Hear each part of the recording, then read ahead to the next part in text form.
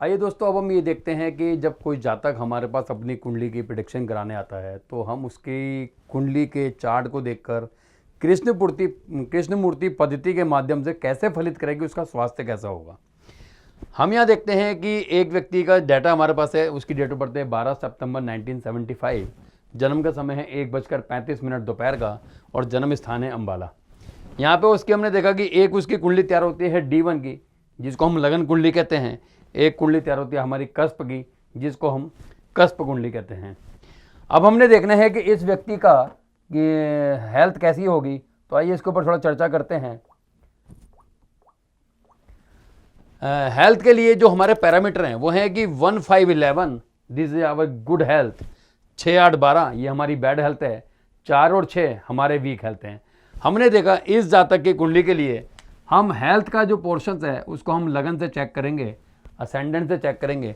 Ascendant का जो sublord होगा और उस सबलॉर्ड का जो नक्षत्र लॉर्ड होगा, हम उसके सिग्निफिकेटर लिखते हैं। असेंडेंट का सबलॉर्ड यहां पर वीनस है और वीनस का जो नक्षत्र लॉर्ड है वो यहां पर केतु है। जब ये दो प्लैनेट हमारे सामने आ जाते हैं तब हम देखते हैं वीनस के जो सिग्निफिकेटर हैं वो आते हैं 5, 6, 8, 11 और केतु के सिग्निफिकेटर हैं 5 और 9।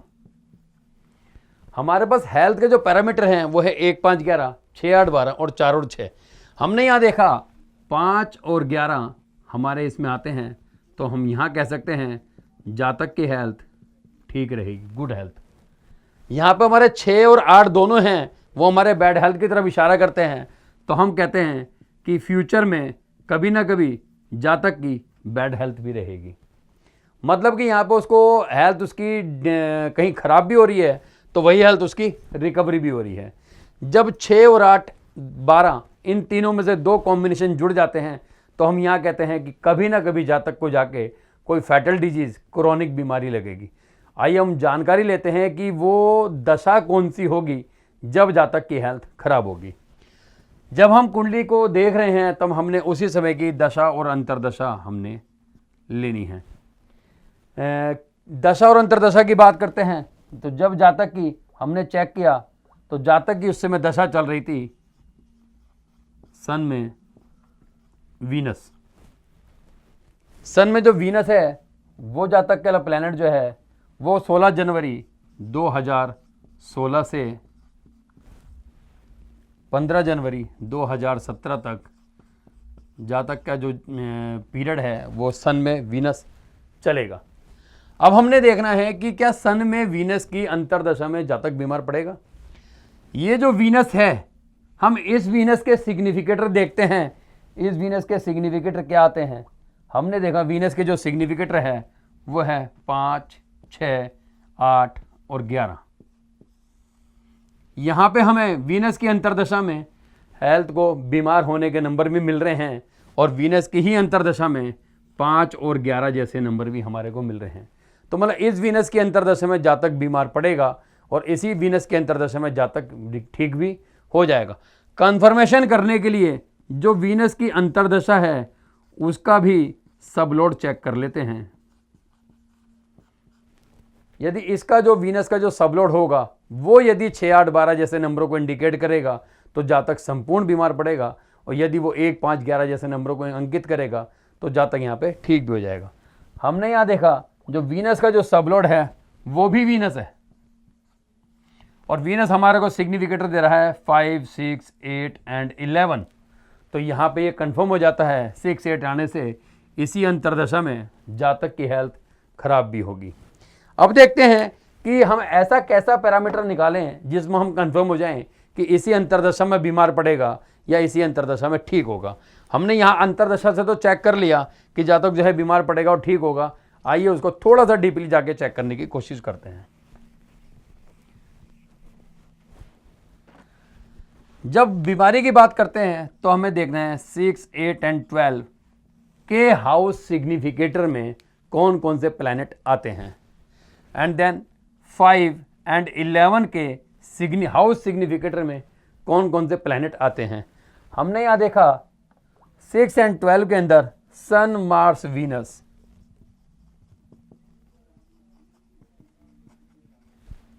आठवें में हमने देखा sun, moon, Mars, Mercury, Venus, Saturn.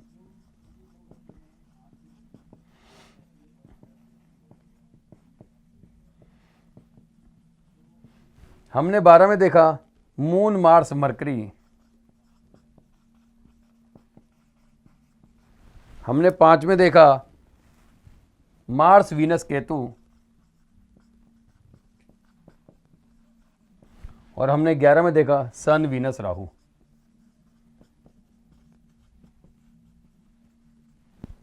हमारी अंतर्दशा चल रही थी सन में वीनस। मैंने यहाँ वीनस देखा, वीनस मेरा छठे घर में भी है, वीनस मेरा 8वें घर में भी है, तो ये कंफर्म हो गया कि वीनस की अंतर्दशा मेरे लिए हेल्थ को लेकर ठीक नहीं है। वीनस मेरा 5वें घर में भी है, वीनस मेरा 11वें घर में भी है, तो ये मेरे को वीनस की अंतर्दशा रिकवरी भी देती है। और यही वीनस की अंतर्दशा मुझे बीमार भी करती है। तो यहाँ पर हमने देखा कि सन में वीनस का जो पीरियड है वो हेल्थ को लेके कहीं डिफीट करता है, और वही वीनस का जो पीरियड है वो हेल्थ की रिकवरी भी करता है। आइए अब हम बात करते हैं व्यक्ति की स्वास्थ्य के बारे में, तो हमें ये पता लग गया। अब हम बात करते हैं व्यक्ति का फाइनेंस, उसका धन, उसका पैसा, वो कहाँ से पैसा कमाएगा, उसके पास पैसा रहेगा नहीं रहेगा, या पैसा ईमानदारी से कमाता है या कैसे करता है। आइए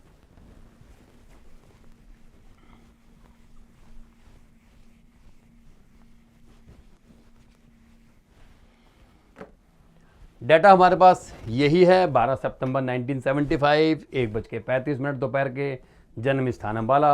जातक की कुंडली हमारे पास D1 की है और जातक की हमारे पास कस्प कुंडली है।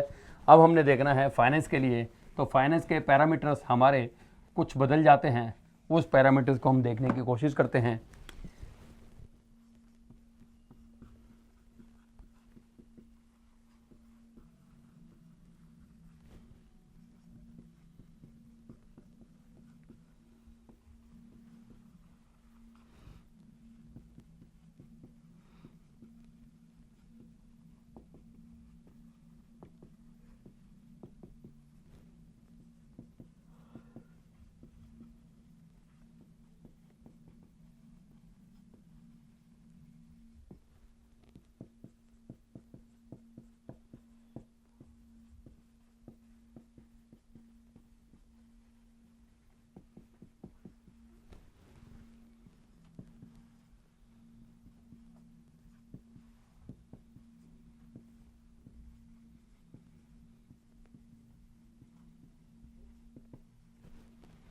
ये हमारे फाइनेंस के कुछ पैरामीटर्स हैं। हमने देखा यदि किसी व्यक्ति का सिग्निफिकेटर 2 और 11 बनता है तो ही सेविंग पर्सन, वो पैसा सेव करने वाला व्यक्ति है।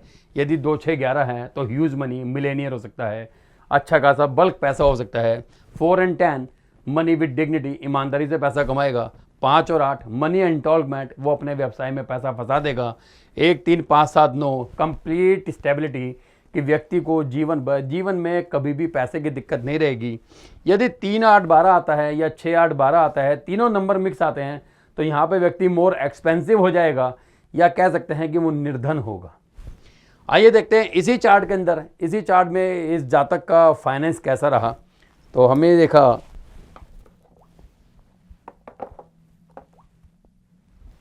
इस जातक के लिए जब फाइनेंस की बात करते हैं,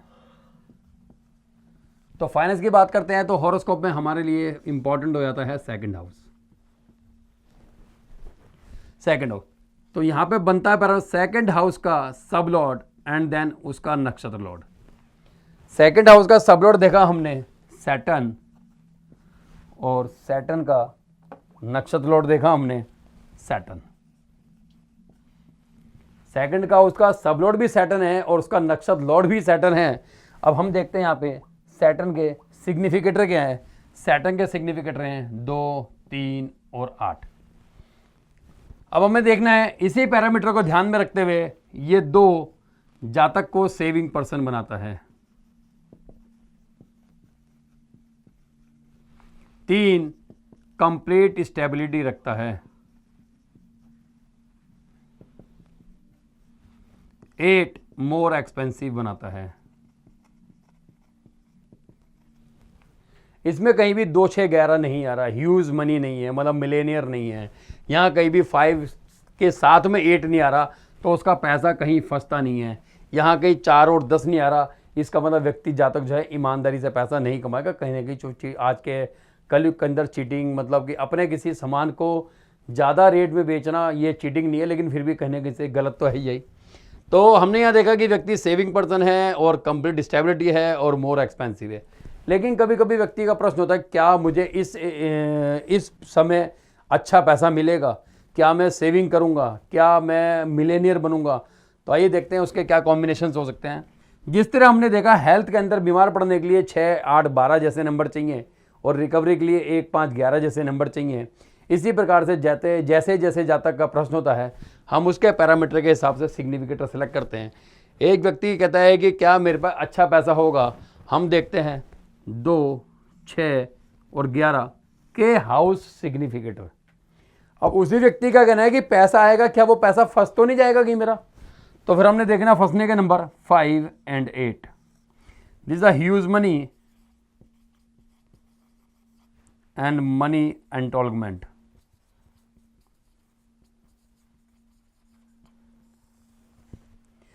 जहां तक कि हमारे पास दशा चल रही थी सन में वीनस, क्या इसी अंतरदशा अर्थात 15 जनवरी 2016 से 17 जनवरी 2017 के मध्य इस व्यक्ति के पास अच्छा पैसा रहेगा। आइए हम देखते हैं। हमने देखा सेकंड हाउस में है सैटर्न एंड 6th हाउस में है sun, Mars and Venus and 11th house में है sun, Venus and Rahu. 5th house में है Mars, Venus, Ketu and 8th house में है sun, moon, Mars, Mercury, Venus and Saturn. ये हमारे ह्यूज मनी के सिग्निफिकेटर्स हैं और मेरे पैसे फंसने के सिग्निफिकेटर्स हैं। हमने यहाँ देखा सन मेरा 6 में भी है, सन मेरा वीनस में भी है, सन मेरा 11 में भी है, वीनस मेरा 11 में भी है। तो सन में वीनस में पैसा तो मिलेगा लेकिन ह्यूज मनी नहीं, बिकॉज कि सेकंड हाउस में कोई भी मेरा प्लैनेट अंतरदशा और दशा वाला नहीं आया। बात करता हूँ इसी वीनस के अंदर, सन मेरा 8 में है, सन मेरा वीनस में है, वीनस मेरा 8 में है और वीनस मेरा 5 में भी है। तो यहाँ जहाँ पे मेरे को पैसे की अच्छी खासा पैसा मिल सकता है, वही अंतरदशा में मेरा पैसा यहाँ पे जाके ब्लॉक भी होता है। तो हमने देखा अब ब्लॉक होगा या नहीं होगा, हाउ कैन वी जस्टिफाई कि दैट कि मेरा पैसा ब्लॉक होगा, पैसा आएगा। फिर सेम वही मेरा पैटर्न है, जो मेरी वीनस की अंतरदशा है उसका सबलॉर्ड चेक करेंगे, वो भी वीनस है। यदि वो 5 8 जैसे नंबर दिखाएगा तो मेरा पैसा फंसेगा, यदि वो 6 11 जैसे नंबर दिखाएगा तो मेरा पैसा आएगा। तो मैंने देखा यहाँ पे वीनस का सबलॉर्ड भी वीनस है और उसका सिग्निफिकेटर भी 5 6 8 11 है। तो मतलब इसी अंतरदशा में व्यक्ति ने पैसा प्राप्त किया और इसी अंतरदशा में जातक ने अपना पैसा फंसा भी दिया।